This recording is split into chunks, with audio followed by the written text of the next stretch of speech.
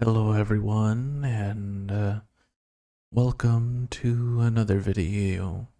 Um, this video was actually not really planned. Uh, I was originally planning to do something else, and then, well, this screenshot kinda sums up why. See, I decided to play a game of Hearts of Iron 4. And, well, things got weird, as you can see by the screenshot. I was playing as Germany, and I decided to not do a lot of focuses because I was like, well, I'm not really the best at this game unless I'm using cheats. Uh, both the console and the ultimate cheat mod, which I highly encourage you to try out. I've been trying to get better here and there by playing in Iron Man mode every now and then, but I realized I was like, I'm not the best, so what if I just don't do the focuses that lead to war? And so I did that. Other than, no, I did that, I think. I did invade Poland, though, outside of the focus. Outside of the focus is trees. And, but I only took the western territories because my plan at the time was if I just take the western half and leave the eastern half to the Soviet Union. When they do their claims or whatever their focus tree was, then they might end up at war with the Allies. And I wouldn't have to worry about them or the Allies because they would be fighting each other. Well, that didn't really work out. Um, if I recall correctly, I think they just annexed them.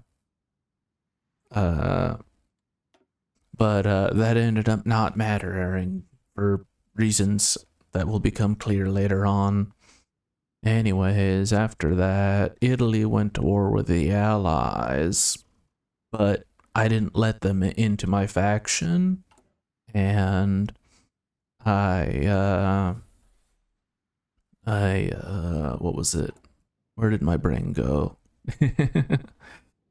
uh, I didn't let them into faction, and Italy went to war with the Allies, and so I went, I'll just declare war on Italy, and I went to war with Italy, and ended up puppeting them, and took some of East Africa. Somehow I ended up allying with Greece and Yugoslavia, and things just got weirder from there.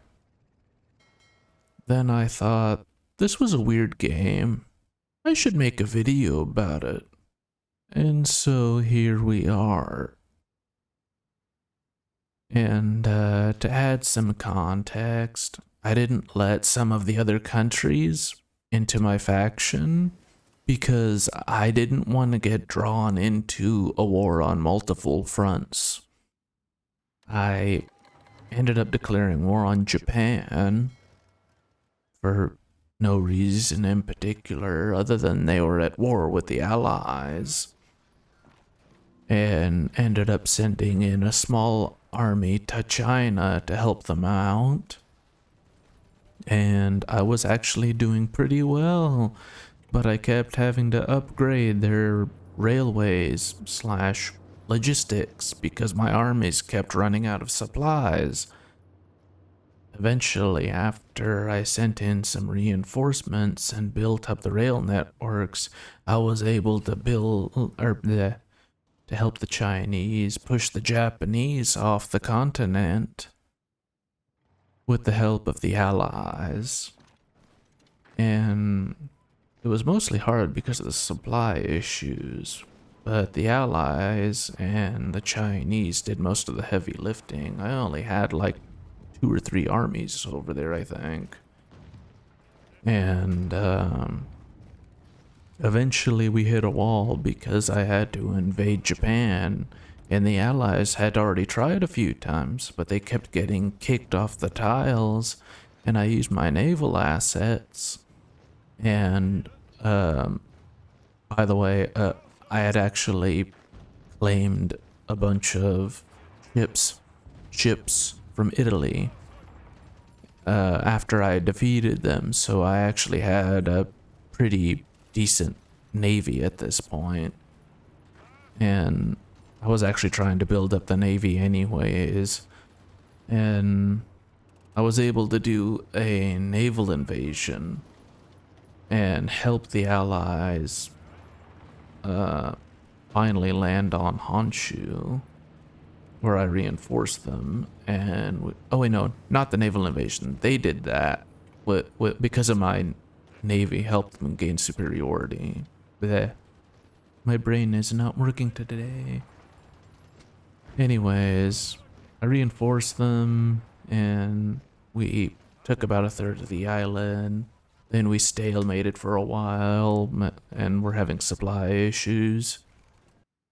So I did my own naval invasion on Hokkaido as a means to break the stalemate and solve a supply issue. Eventually, I pushed the Japanese out of the Kuril Islands, and we secured the northern half of the home islands. Then for some strange reason the US decided, hey, I'm gonna land over here. And they took Tokyo. And a bunch of other countries, including myself, went in and reinforced them. And eventually Japan finally surrendered, and I took a bunch of islands. And in all this mess, and this is in historical mode, by the way. So that's what made this all the more weirder. The Allies and the Chinese United Front ended up at war with each other. For some reason, I don't know why. It was because Communist China joined the Allies. And at that point, I was like, no, I'm just gonna sit over here and rebuild my armies and expand my navy. I had a feeling I was gonna have to fight the Soviets anyway, so I decided that regrouping my armies was a good idea.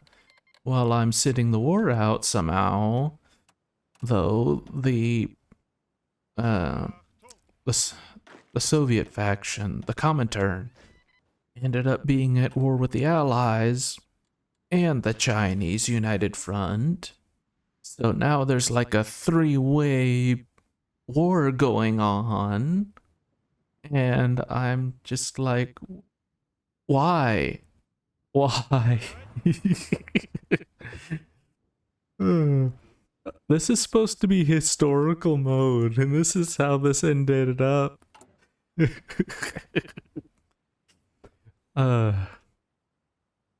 And after a while, I let them fight while I got ready to invade the Soviet Union.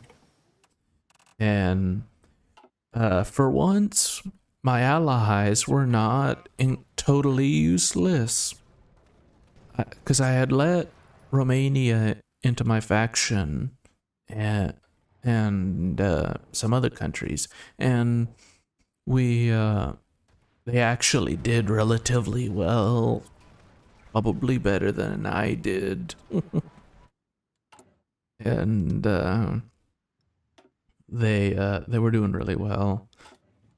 And Turkey entered the war on the side of the Soviets for some weird reason. Again, this is supposed to be historical mode, so I was like, okay, this is getting weird. And after a very tough fight between all of us against the Soviets, they surrendered, and I took their navy and a bunch of land, and after that, I pretty much called it a game because I didn't want to fight the Allies because I would probably just lose.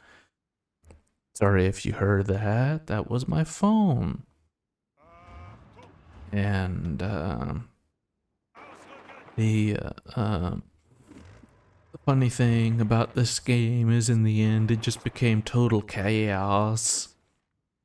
And I actually had built up a relatively decent navy by the time by the time I pretty much was like, yeah, I don't think this is really gonna go very far after this.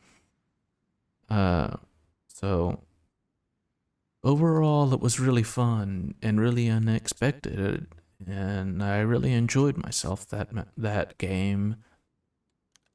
So maybe I'll make more HOI4 videos, but some other time.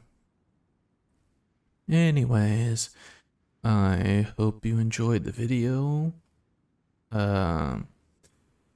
Please comment, like, and subscribe.